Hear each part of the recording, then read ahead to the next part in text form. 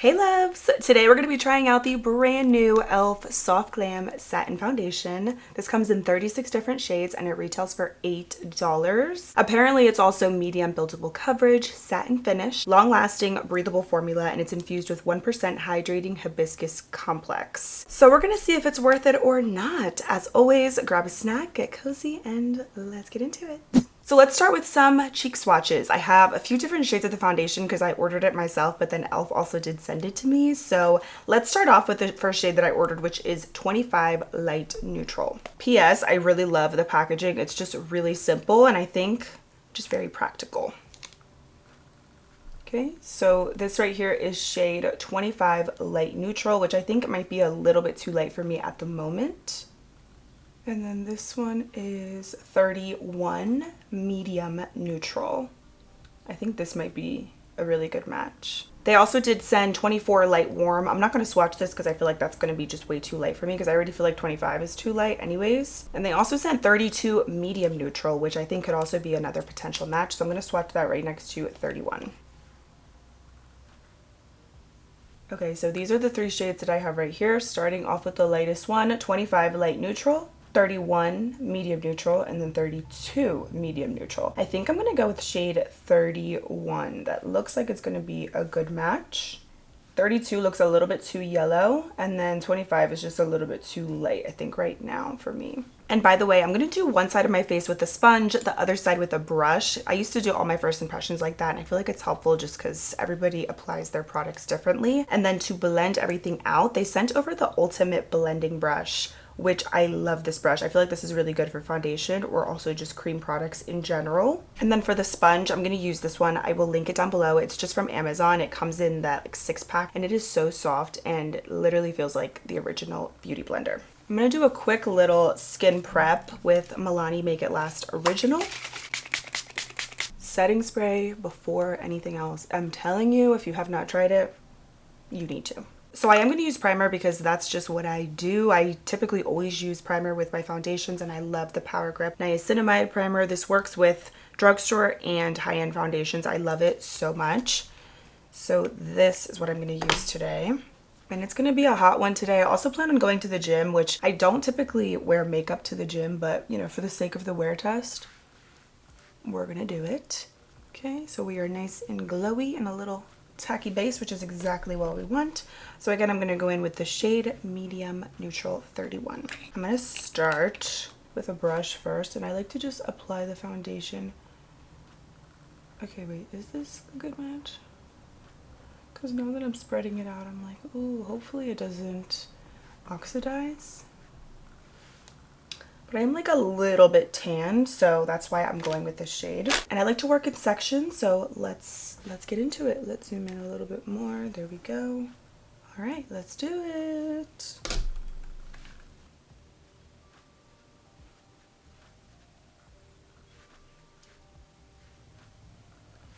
Okay, I do think this actually does get a little bit darker as you blend it. So this is the swatch of 31, and then you can see once it blends, it looks a little bit darker. So something to note. It's fine though, because I can always lighten it up with a little concealer, but hopefully it doesn't turn too orange, because that is actually one of my pet peeves with foundations. I don't like when they oxidize too much. I forgot how good this brush is. I definitely have tried it before, and I love how dense it is, but it still has a little fluffiness to it. So I just start from the back of my hand, and then from here just apply the product to my skin because I feel like it just prevents me from using an excess amount of product, and then I just like working in sections. Oh yeah, this definitely does oxidize. Looks really pretty though. Definitely has like a satin finish, but it looks very healthy. I think there's good coverage with it, which is nice, but it still feels really lightweight. But it looks really pretty. Good coverage, but it still feels very skin-like. So that is one side on, and then one side without. Does a nice job at just evening out the skin tone, but still looking very fresh. I'm gonna do the other side now with a sponge. As it applies, it's not too thick, which is nice. It's also not too runny and watery. It has like a really beautiful medium consistency. And now I'm going to use a sponge on this side. Definitely gives a little bit less coverage with a sponge. This is why I always like to use a brush. I just feel like it gives you that maximum coverage and you don't have to add too much product.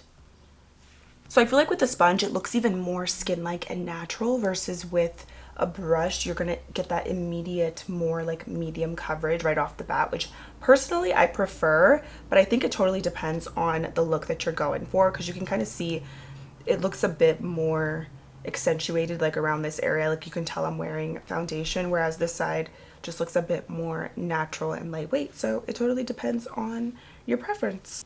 I have like this random scratch right there, and I'm like, I don't even know how I get random scratches and random bruises throughout the day. I'm like what is happening? Like I'm working from home. This sponge feels so nice and very bouncy. I actually like it with the sponge though. I think this look is really pretty for like maybe a no makeup look, very natural. I have like little tiny little freckles that are still peeking through. So with the sponge, it's definitely more sheer coverage, but has a beautiful satin finish. It doesn't feel overly dewy. I feel like it almost oxidized more on this side with the brush because it picked up more of that product and gave me more coverage. I'm gonna add a little bit more.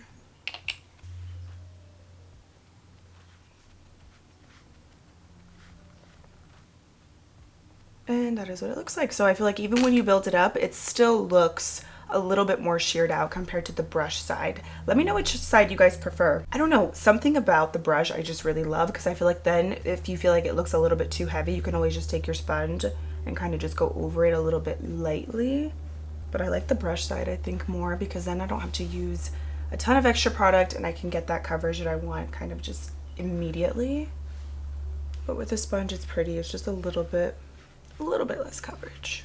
But we'll see how it looks with the rest of the makeup complete. I do think that 31 is actually a good match for me right now with a tan. If I had no color to me, I think it would be a little bit too orange, and I feel like 25 would be a good shade. All right, and since we're here, let's just do the rest of the makeup together. I'm gonna use the Eye Serum Concealer from JoA. Let's do a brush on this side, a sponge on the other, so we can compare concealers as well and see, like, is there really a difference between the brush and the sponge? This is a BK Beauty A506 brush, by the way.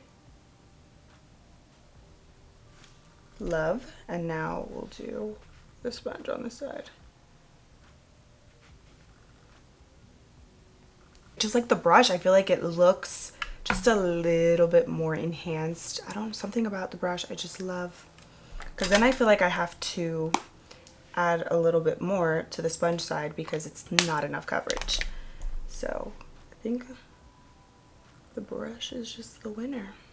Product looks really pretty though. I like the way it's sitting on the skin. I think it looks honestly really good. Like an $8 foundation. I like the finish of it a lot. I love a good satin finish. I don't feel like it's overly dewy, and I like the consistency of it as well. So then I'm going to use a little NYX Wonder Stick. This one is in light medium.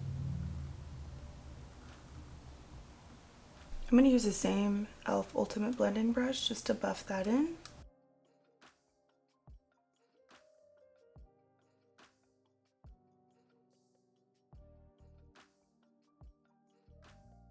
Then I'm going to blend this out with the concealer brush as well, right around my nose. Powder combo of the day, Wet n Wild Photo Focus Translucent Powder with the NYX Can't Stop Won't Stop in light medium.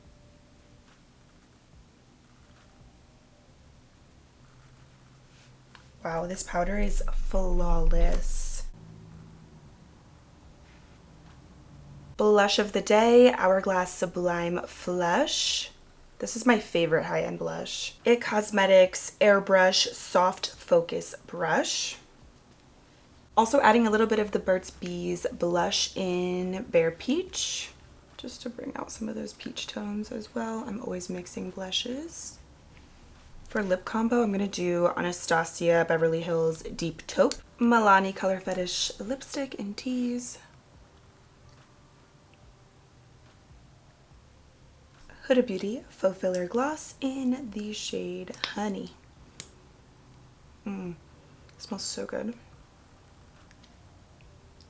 Okay, so this is pretty much it for the makeup. I'm gonna just finish my eyes and then that is it. But in the meantime, let me set everything with Milani Make It Last. This is my tried and true, just the best drugstore setting spray.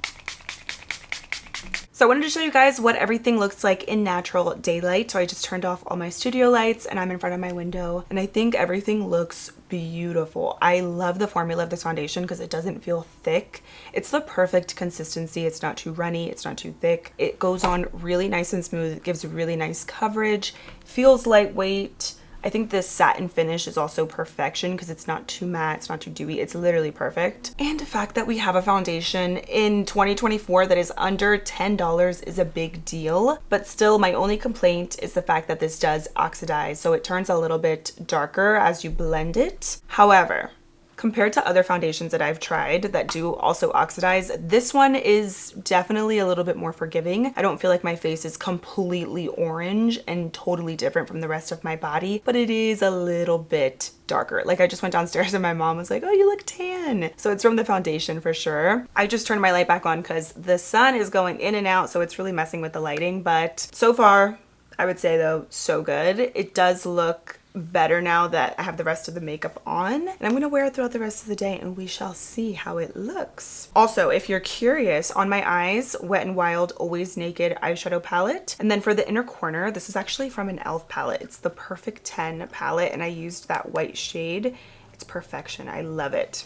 For the eyeliner, I have on the Inglot gel liner. I get this on Amazon and it is one of the darkest liners that I own. It's so good. And then I also added a little bit of glitter on my lids from Fenty. This is the Rose Rave Diamond Bomb, which I love. It's like a pretty sheer pink glitter. And P.S. I like the way this looks with a brush more than with a sponge. I just love the coverage. I think it just looks a little bit better, but it does oxidize, I find, a little bit more with the brush versus with the sponge. So a little pros and cons, but the end result is flawless. So we're gonna see how it looks in a few hours and I will check back in with you guys. So it is the next day. I wanted to wear it again today because I wanted to experiment a little bit more with the primers and the foundation shades. So this is the primer combo of the day. I still did the Milani Make It Last before and after to set everything, and then e.l.f. Power Grip Niacinamide with the No Pore Zone primer from Milani. If you have more oily skin, you're gonna want to use something more matte with this foundation because it does have that satin finish.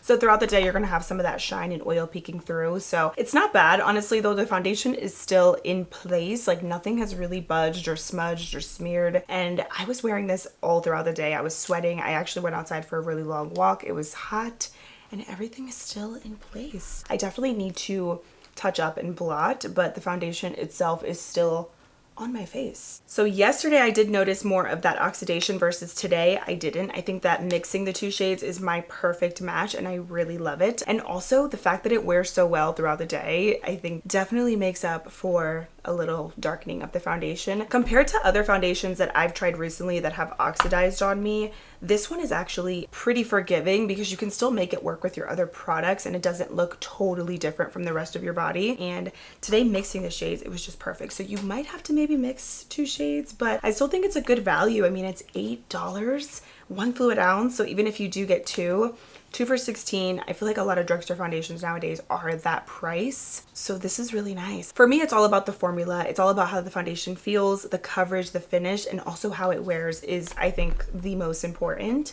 And this really just does it for me. I love the way that it looks. Very healthy, very fresh. It still also feels really lightweight, even though I am pretty oily right now. It doesn't feel terrible. And to me, this is actually even a little bit more lightweight than the hydrating camo CC creams that they have, which I love, but those have a little bit of a thicker consistency compared to this. So I'm here for it. I really love it. I love the fact that it's under $10. I'm definitely going to be using this now for the summer because it has beautiful coverage and it looks really smooth on the skin. All in all, I think it's definitely worth picking up. I love the price point, I love the formula, and I love the longevity of it. So double thumbs up. So let me know what you guys think. Are you going to try it? Have you picked it up? I would love to hear your thoughts. Thank you guys so much for being here and hanging out with me. Don't forget to subscribe for new videos every week, and I cannot wait to see you in my next one.